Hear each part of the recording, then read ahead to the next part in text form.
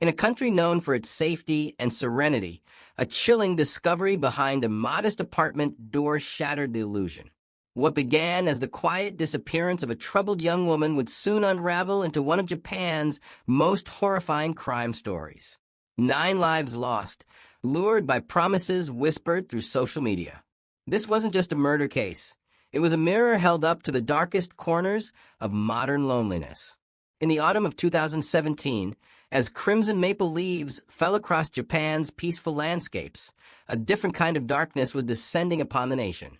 A series of disturbing disappearances had begun sending shockwaves through communities known for their extraordinary safety and social harmony. The vanishings seemed disconnected at first, young people simply gone without explanation, until investigators would uncover a truth more horrifying than anyone could have imagined. Among these disappearances, one would ultimately crack open the case. 23-year-old Tamura Aiko from the quiet town of Hakoi had struggled with mental health issues since losing her mother to cancer 3 years earlier. The loss had devastated the young woman, triggering schizophrenia that led to a brief hospitalization. Though she had returned home, the darkness never fully lifted from her life. Her father and brother watched helplessly as she withdrew further into herself, finding solace only in the glow of her smartphone screen and the strangers she met online. Then, on a crisp October morning, Aiko's bed was found empty. No explanation. Just the lingering scent of her perfume and a half-finished cup of tea on her nightstand. Her phone was gone, her only connection to a world she increasingly found impossible to navigate in person. "My sister would never leave without telling someone," insisted her brother, Tamura Kenji, who immediately sensed something deeply wrong about her disappearance. While their father contacted local authorities, Kenji took matters into his own hands. A tech-savvy university student, he knew the answer to his sister's disappearance might lie in the digital realm she had increasingly inhabited. After gaining access to Aiko's social media accounts, what Kenji discovered chilled him to the bone. His sister had been exchanging messages with someone who shared her darkest thoughts. Together, they had been discussing ending their lives, a suicide pact that promised neither would have to die alone. The most disturbing message mentioned meeting this stranger in Tokyo. Tomorrow at 2 p.m., the message read, "You won't have to face the pain anymore. We'll find peace together." "I printed everything and took it straight to the police," Kenji would later tell reporters, his voice breaking. "I knew then that someone had manipulated my sister's vulnerability. This wasn't just about finding Aiko anymore, it was about stopping whoever had lured her away." The revelation transformed a missing person case into something far more urgent. Police immediately began tracking Aiko's digital footprint, reviewing security camera footage from train stations between Hakoi and Tokyo. Their diligence paid off when they discovered footage of Aiko walking alongside a young man at Sagamihara Station. The timestamp matched her final text message to the mysterious online contact. As investigators worked to identify the man, something extraordinary happened. A young woman contacted authorities claiming she, too, had arranged to meet someone who had promised to join her in suicide. She had gotten cold feet at the last minute, a hesitation that likely saved her life. Her description of the online persona matched exactly what they had discovered in Aiko's communications. In a move reminiscent of the most sophisticated sting operations, police coordinated with the young woman to continue her conversations with the suspect. An undercover female officer would take her place at the meeting. The trap was set. On October 31st, Halloween, a day when many cultures believe the veil between the living and dead grows thin, officers followed their suspect from a meeting point to a nondescript apartment building in Zama, a quiet residential area southwest of Tokyo. The 2-story structure looked utterly ordinary, blending perfectly into the neighborhood landscape. Nothing about its exterior suggested the nightmares contained within. As officers approached the dwelling, the first sign something was terribly wrong came in the form of an overwhelming stench that seeped from beneath the door. Through the window, they spotted what appeared to be Tamura Aiko's bag, the distinctive pink backpack her family had described, sitting casually on a table inside. What followed would haunt even the most seasoned investigators for years to come. Inside the seemingly ordinary apartment, officers discovered a chamber of horrors that defied comprehension. Coolers and storage boxes methodically organized around the small space contained dismembered human remains. A refrigerator meant for food instead preserved severed heads. In total, 9 human heads and 240 bone fragments were recovered from the scene. In my 30 years of law enforcement, I have never witnessed such methodical depravity, the lead investigator would later testify, his voice barely audible in the hushed courtroom. DNA testing would eventually identify all 9 victims, 8 women and 1 man, ranging in age from 15 to 26. The common thread binding them together wasn't just their tragic end, but their vulnerable mental state before disappearing. Most had documented histories of depression, anxiety, or suicidal ideation. Most had been active in online forums dedicated to suicide discussions. Most had believed they were meeting someone who truly understood their pain. The public reaction was immediate and visceral. A nation that prided itself on safety and social cohesion struggled to process how such horrors could unfold in their midst. Parents examined their children's online activities with new vigilance. Schools held emergency assemblies addressing internet safety. Mental health support organizations were flooded with calls from concerned families. Behind this wave of terror stood a shockingly unremarkable figure. Takahiro Shiraishi, 27 years old, unemployed, and living alone in the apartment that had become both killing ground and makeshift tomb. There was nothing in his appearance that suggested the monster within, average height, soft-spoken, with the kind of face that disappears in a crowd.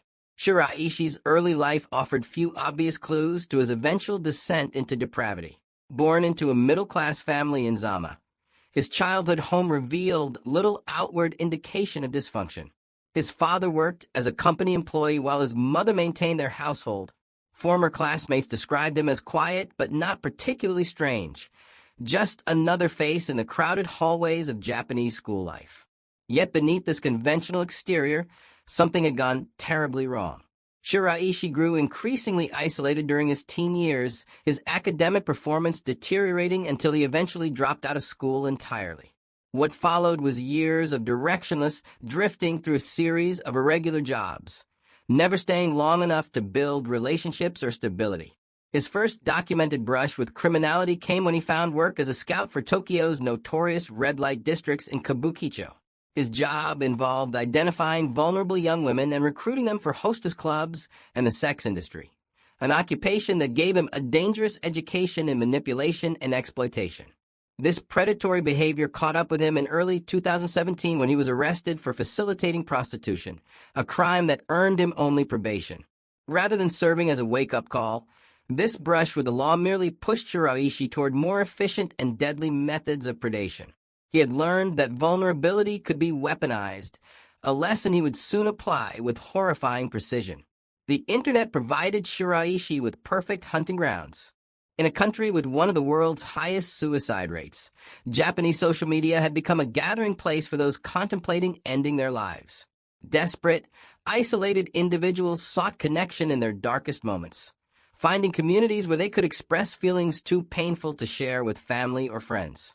Shiraishi created multiple Twitter accounts specifically designed to target these vulnerable users. Each digital persona played a distinct role in his deadly strategy. His public accounts featured compassionate messages offering understanding and support to those expressing suicidal thoughts. "I want to help people who are really in pain," one profile claimed. "Let's die together," promised another. Once he identified potential victims, Shiraishi would initiate private communications. Here, his manipulation became more sophisticated. He positioned himself as someone who truly understood their pain because he too wished to die. He offered suicide pacts, promises they wouldn't have to die alone. For those hesitant about ending their lives in their family homes, he offered his apartment as a private location where they could find peace together. "You don't have to suffer anymore," he would write. "I know exactly how you feel." These weren't just words. They were carefully crafted lures designed to exploit the psychological vulnerability of people in crisis. In Japan's culture of stoicism, where mental health struggles often remain unspoken, Shiraishi's apparent understanding seemed like a lifeline to many. Behind each username that fell into Shiraishi's digital web was a real person with hopes, dreams, and pain. Mizuki Mura was just 20 years old when she encountered Shiraishi online. Having endured years of bullying throughout school, she struggled with depression and isolation. When she expressed suicidal thoughts online, Shiraishi was quick to offer understanding and companionship. She trusted him enough to visit his apartment, a fatal decision that ended her young life. Perhaps most heartbreaking was the story of Hanjo Isara, just 15 years old when she fell into Shiraishi's trap. A schoolgirl fleeing domestic stress, she sought escape from what she perceived as an unbearable home situation. Too young to see through the predator's manipulation, she became another victim whose remains would later be discovered in Shiraishi's apartment. Then there was Togo Nishaki, a young man with autism who initially contacted Shiraishi during a suicidal crisis. What makes his case particularly tragic is that after their initial conversations, Togo had experienced a change of heart. He no longer wanted to die, but by then he knew too much about Shiraishi's activities. To protect his deadly secret, Shiraishi killed him anyway, silencing the young man just as he had found reasons to live. Saraki Hanako, a university student buckling under the weight of family expectations and academic pressure, sought understanding in online forums when she felt she couldn't meet the standards set for her. And Hitomi Fujima, a divorced single mother struggling with the emotional aftermath of a failed relationship and the challenges of raising a child alone, both found themselves drawn into Shiraishi's lethal orbit. Each victim represented a life full of potential cut short by a predator who recognized and exploited their vulnerabilities at their most desperate moments. Their stories serve as haunting reminders of how isolation and despair can make anyone susceptible to manipulation. Once Shiraishi had lured his victims to his apartment in Zama, the horror of his intentions became clear. The small one-bedroom apartment became both killing ground and makeshift tomb. His methods were calculated and brutal. He would offer his victims sleeping pills, claiming they would make death painless. Once they were unconscious, he would strangle them with ropes. What followed revealed the truly disturbing nature of his crimes. Using store-bought saws and knives, Shiraishi methodically dismembered his victims' bodies. To conceal the smell of decomposition from neighbors, he employed a ghastly array of techniques. He covered remains with cat litter and salt to absorb odors. In some cases, investigators later discovered evidence suggesting he had attempted to cook portions of remains to further mask the smell. The killer even constructed a crude ventilation system in his apartment to help disperse odors. Despite these efforts, neighbors eventually began noticing strange smells coming from the unit, though none could have imagined the true horror behind those walls. One neighbor would later recall, "There was always something unusual about the smell, but in crowded apartment buildings, you learn not to ask too many questions. I never imagined what was really happening just a wall away from where my children slept." Shiraishi's capture came in October 2017, following the sting operation that began with Tamura Aiko's disappearance. When officers arrested him at his apartment, Shiraishi reportedly showed little emotion. "I knew this day would come," he allegedly told officers as they placed him in handcuffs. The methodical organization of human remains in his apartment spoke to the calculated nature of Shiraishi's crimes. The public trial that began in September 2020 riveted Japan and captured international attention. Prosecutors painted a picture of a calculating killer who had cynically exploited his victims' vulnerabilities. Shiraishi's defense strategy proved equally disturbing. While admitting to the killings, he claimed he hadn't tricked his victims since they had come to him wanting to die. "It was easier for me to convince people with suicidal thoughts to come to my place," he testified coldly. Yet, this narrative fell apart under scrutiny. Evidence showed that several victims, like Togo Nishaki, had expressed desire to live before their deaths. Others had been murdered while unconscious, never having agreed to the actual taking of their lives. Perhaps most revealing was Shiraishi's admission that his true motivation wasn't compassion, but a desire for sexual assault and theft of his victims' money. "I had no intention of helping them die," he eventually admitted during cross-examination. "I wanted to satisfy my own desires." On December 15, 2020, the Tokyo District Court delivered its verdict: death by hanging. In a system where judges are typically reluctant to impose capital punishment, the severity of Shiraishi's crimes left little room for mercy.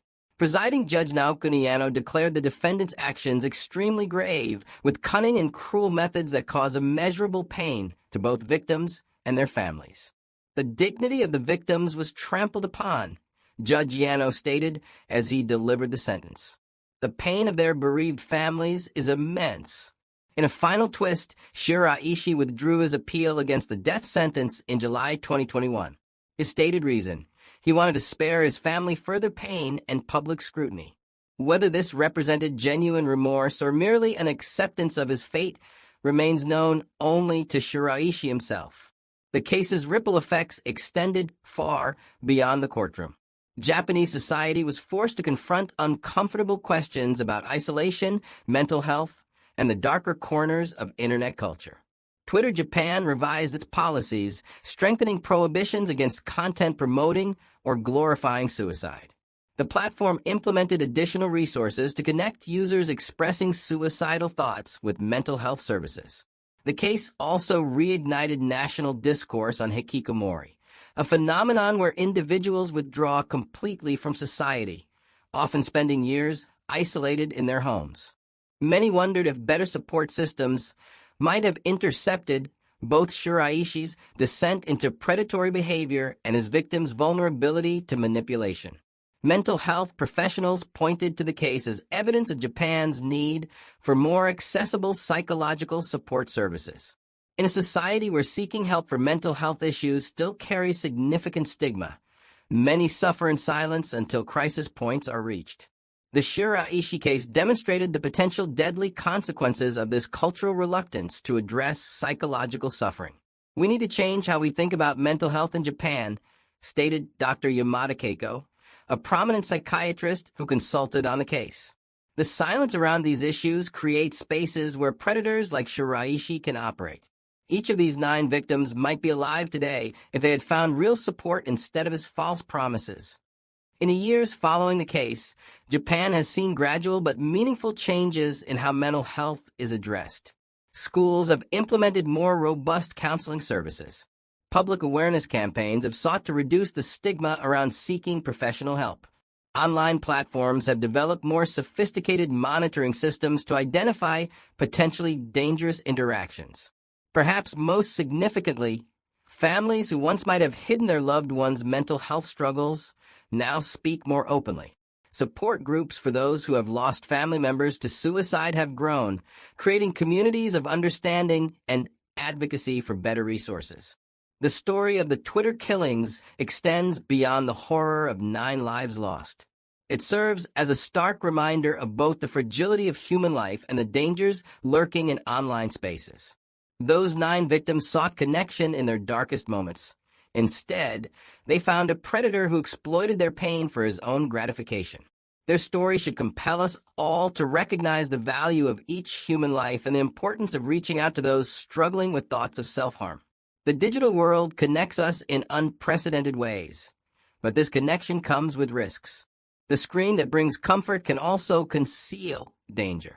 As we navigate our increasingly online lives, the lesson of the Twitter killings reminds us to approach virtual relationships with appropriate caution, especially when we're at our most vulnerable. Behind every username is a real person with real intentions, whether good or ill. In our moments of greatest vulnerability, discernment becomes both most difficult and most essential. The story of Takahiro Shiraishi and his victims is ultimately about the precious nature of human life and how easily it can be extinguished when predators exploit our darkest moments. For those watching who may be struggling with thoughts of suicide or self-harm, remember that legitimate help exists. Unlike Shiraishi's false promises, real support comes without manipulation or hidden agendas. Professional counselors, crisis hotlines, and mental health services exist specifically to help navigate life's most challenging moments. A period of despair need not define your entire existence. Change is always possible. The 9 lives lost in Zama serve as both warning and call to action, a reminder that behind each statistic is a human being whose story deserved a different ending. Their tragedy has forced important conversations about mental health, online safety, and the value of human connection. Perhaps in this way, their lives continue to have meaning by potentially saving others from similar fates. If you've been moved by this story, remember that awareness is our strongest weapon against those who would exploit vulnerability. Join us at Inside the Secret World of Mafia Titans for more investigations that expose the darkest corners of criminal minds. Our documentaries dive deep into the psychology of predators, the vulnerabilities they exploit, and the societal factors that allow them to operate.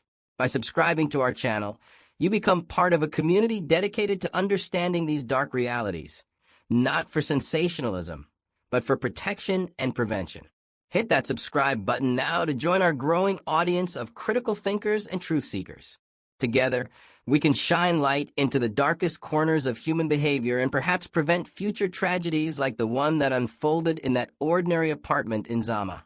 Remember, in a world where monsters sometimes hide behind screens, knowledge and awareness might be the difference between life and death.